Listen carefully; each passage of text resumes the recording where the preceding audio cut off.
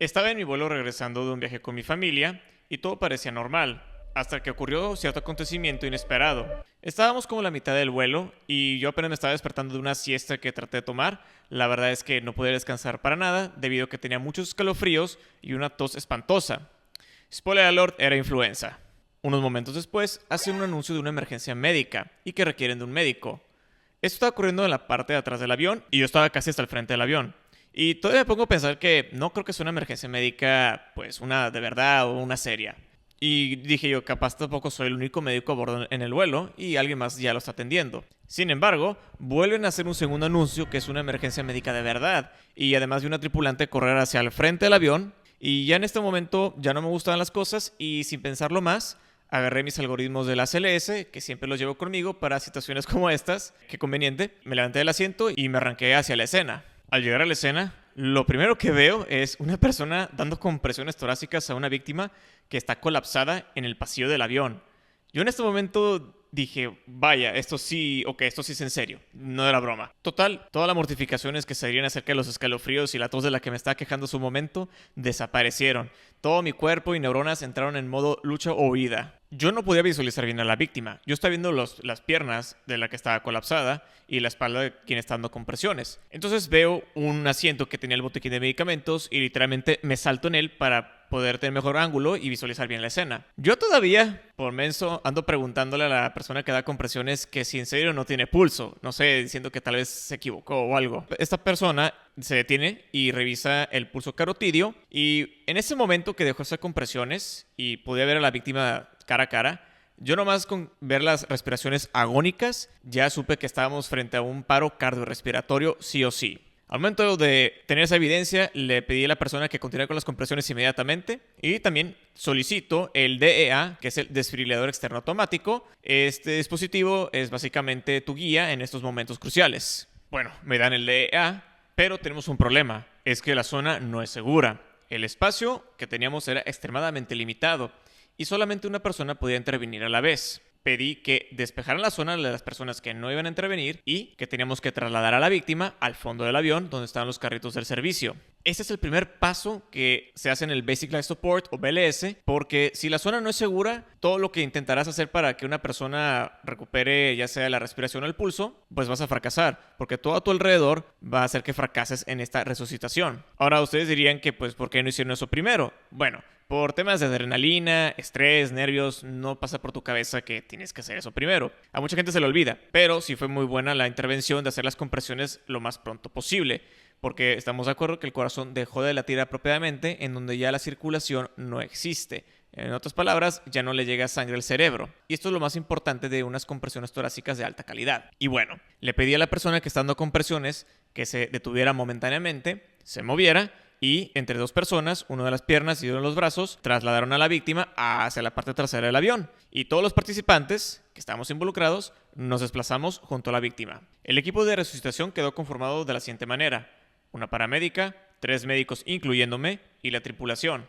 Yo asumí el rol de líder. La paramédica y los tripulantes se encargaban de las compresiones torácicas principalmente. Un médico se encargó de la vía aérea y el otro médico de administrar los medicamentos en caso de tenerlos y cuando fueran indicados correctamente. Bueno, el primer paso con el DEA, que puede sonar muy obvio, es encenderlo. Lo prendo, me da la instrucción de colocar los parches en el tórax de la víctima. A la víctima, eso tiene una camisa, entonces le rompo los botones, pongo los parches donde deberían de colocarse. Los parches ya vienen con sus dibujos en donde deben ser puestos en el tórax, entonces para que cualquier persona no se pierda y sepa dónde ponerlos. Todo en este momento, que fue el encenderlo y todo lo demás, las compresiones torácicas jamás se detuvieron. El DEA solicita que no toquemos al paciente para que pueda leer el ritmo del corazón. El DEA usualmente tarda como menos de 10 segundos en analizar el ritmo del corazón. Les comento que existen dos grandes tipos de ritmos en el paro cardiorrespiratorio, que son los más importantes de aprendernos: los desfibrilables y los no desfibrilables. En el caso de los desfibrilables son la taquicardia ventricular sin pulso y la fibrilación ventricular. Y los no desfibrilables serían la actividad eléctrica sin pulso y la asistolia. El DEA recomendó una descarga. Yo tuve que gritar, tú fuera, yo fuera, todos fuera, para que yo pueda administrar la descarga. Ya que se despejó la víctima, hago la descarga y la administro. ¿Por qué se tiene que hacer esto? Recuerden que estos son joules, es energía eléctrica, una corriente que pasa de cierto punto a punto con el corazón para que lo haga un reset y pueda volver a empezar a latir normalmente. Si alguien está tocando a una persona en paro y le avientan una descarga, esa corriente se va a pasar a la otra persona y lo puede matar o le puede dar una arritmia problemática.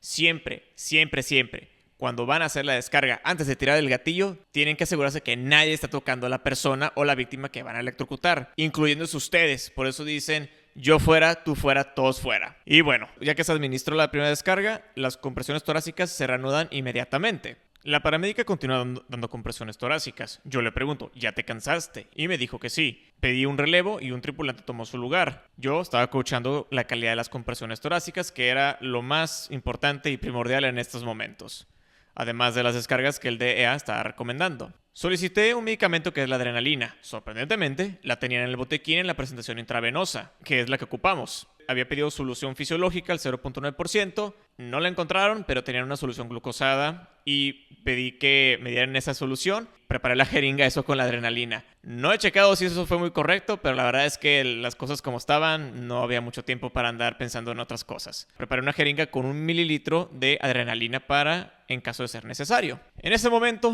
otro tripulante se acerca conmigo y me comenta que hemos llegado a tierra. Y me pregunta a mí que si es prudente hacer un aterrizaje de emergencia. En estos momentos ni la pensé, le dije: sí, aterriza ya, y en donde sea. Esto sí es emergente. Viéndolo retrospectivamente, dije: wow, Dios mío, tuve que cambiar el destino de un avión y de todos los tripulantes. Hay una disculpa que tuve que hacer eso, pero por la situación de emergencia médica en la que nos encontrábamos, yo vi que fue lo más correcto hacer un aterrizaje de emergencia. El tripulante se comunica con los pilotos y les comenta que yo di luz verde, que sí es necesario el aterrizaje de emergencia. Los pilotos hacen el anuncio que se va a hacer el aterrizaje y que ajustáramos los cinturones. Nosotros no tenemos cinturones, estamos en la parte trasera dando compresiones torácicas y el RCP y todo lo demás. El cambio brusco de altitud y dirección se sintió muy feo ese rollo, no estuvo nada padre. Pero bueno. Continuando, el DEA solicita que no toquemos al paciente nuevamente para analizar el ritmo del corazón y recomienda la segunda descarga. Ya que hemos despejado a la víctima, el tú fuera, yo fuera, todos fuera, administro la segunda descarga. Y ya que tenemos adrenalina preparada para poder administrarlo intravenosamente, nos migramos hacia el algoritmo de ACLS. Un detalle aquí: en estos algoritmos, de los que son de intervención avanzada, nosotros sí deberíamos de conocer qué ritmo tiene la persona afectada en el paro cardiorrespiratorio. Pero nosotros no tenemos ni idea, porque el DEA es simplemente una computadora con un algoritmo que te está voceando, que te está diciendo qué hacer paso por paso. Asumimos que ya que va la segunda descarga, es que sigue siendo un ritmo desfibrilable. Entonces, después de la segunda descarga, se recomienda en los desfibrilables administrar la adrenalina. Tenemos un pequeño problema, es que no tenemos un acceso intravenoso. Yo traté por el brazo derecho, pero por el colapso vascular no pude administrar nada, ni siquiera recibir retorno de sangre. El médico que estaba encargado de administrar los medicamentos sugiere administrar la adrenalina por la vena yugular. Nadie se opuso y simplemente por los beneficios, que superaban bastante los riesgos, dejamos que interviniera. Ahí por el tercer piquete tiene retorno al momento cuando estaba aspirando con la jeringa y administra la adrenalina. El DEA nuevamente pide que no toquemos al paciente para analizar el ritmo y recomienda la tercera descarga. Ya que hemos hecho la rutina de despejar a la víctima, el tú fuera, yo fuera, todos fuera, presiono el botón y administro la descarga. Como unos 40 segundos después, la víctima reacciona. Hemos recuperado el pulso. Habíamos realizado entre 14 a 18 minutos de RCP en el avión hasta conseguir regreso de la circulación espontánea. Todavía faltaban unos minutos para aterrizar. Y aquí viene el siguiente desafío, que es el manejo postparo. Lo primordial y lo primero que tenemos que hacer es asegurar la vía aérea. Lo que hicimos fue que mejoramos la posición de la víctima en una posición de semi-Fowler. Esto disminuye la presión intratorácica, especialmente en los pulmones y el corazón, por parte del diafragma. Lo otro fue que con el tanque de oxígeno que teníamos, lo pusimos hasta el máximo, 10 litros por minuto creo que es lo que daba, si no es que 12. El problema es que la mascarilla que teníamos no hacía un sello hermético y yo pienso que mucho oxígeno se estaba escapando por los lados de la mascarilla. Desafortunadamente no tenemos un tubo endotraqueal para poder hacer una intubación rápida y mucho menos sedantes y narcóticos. Hablando de los narcóticos, como los opioides, lo que sea la morfina, la buprenorfina, son muy importantes en el posparo. Ustedes imagínense que revives y tienes un dolor espantoso en el tórax porque tus costillas están rotas debido a las compresiones y además del aparentemente infarto al corazón que tuvo, también causa dolor. La persona, ya que recupera la circulación espontánea, pues está con mucha angustia porque tiene demasiado dolor, está desorientado, no sabe qué está pasando. Y los narcóticos ayudan a aliviar bastante esas molestias que calman a las personas en el posparo. Porque si no los calmas, con la angustia aumentan su frecuencia cardíaca y la frecuencia respiratoria. Y esto aumenta la demanda del corazón. Ahora vean, si el corazón salió de un posparo, que en donde dejó de latir apropiadamente, y lo sacas del paro, y otra vez estás con una demanda elevada debido a esta angustia por el dolor. A pesar que regresó, esto todavía no terminaba. Posteriormente, la persona comenzó a expectorar secreciones espumosas de color asalmonelado. Yo cuando vi esto, la verdad es que no me gustó para nada, porque esas características de esa secreción vienen de los pulmones. Y esto puede empeorar el pronóstico. El médico que está encargado de los medicamentos señala que esto es un probable edema pulmonar agudo y probablemente uno muy feo. Para darles un poco de contexto del por qué creíamos porque tenía edema pulmonar, el corazón se divide en el lado derecho e izquierdo. El lado izquierdo es la bomba que está encargada de sacar la sangre oxigenada de los pulmones y luego aventarla hacia la circulación arterial. Sospechamos que el evento fue desencadenado por un infarto que afectó alguna coronaria que nutría el lado izquierdo del corazón. Si imaginan que si esta bomba empieza a estar afectada, ya no puede sacar sangre de los pulmones y esta sangre aumenta la presión en todos los alvéolos.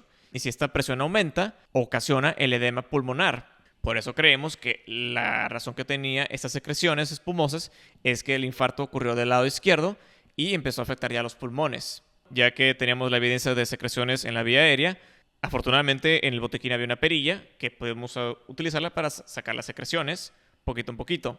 Ya bueno, entonces lo que decidimos pedir y solicitar al capitán es que hablara con la torre de control para que los paramédicos del aeropuerto en el que íbamos a aterrizar tuvieran listos los medicamentos para sedar y que puedan hacer una intubación endotraqueal rápida. Y bueno, ya que se pidió la instrucción, nosotros nos quedamos con la víctima para cualquier cosa, si volvía a caer en paro o lo que sea. Lo más importante aquí era el manejo de la vía aérea, como nuevamente lo vuelvo a mencionar. Ya que nos íbamos a aterrizar, la tripulación nos pide que nos sentemos en unos asientos para asegurarnos. Todos nosotros, los 3 médicos y la paramédica, nos rehusamos a movernos de ahí, ya que ocupábamos estar con esta persona. La solución fue que nos dieron muchas almohadas para poder amortiguar el golpecito al momento de tocar tierra. Lo bueno es que los pilotos hicieron un aterrizaje espectacular. La verdad es que no se sintió nada. Pero las almohadas sí ayudaron bastante para no tener que golpearme con algo metálico. Ya estamos en suelo y no sé por qué, pero tardamos como unos 10 minutos adicionales para llegar al punto en donde se tenía que estacionar el avión. Yo creí que íbamos a aterrizar en la pista y nos íbamos a orillar en una de las, carreteras del aeropuerto para que ahí la ambulancia nos interceptara y se puedan subir lo más pronto posible los paramédicos. No fue el caso. Ya, nos estacionamos y se abren las compuertas y suben las paramédicas. Por temas de jurisdicción, ya que no estamos en nuestro país de México y no tenemos la homologación en el país en el que aterrizamos, ya no podemos hacer manejos y ni siquiera opinar acerca de recomendaciones para que podamos hacer una valoración adecuada. Entonces se hace un relevo total de responsabilidades al equipo de paramédicos.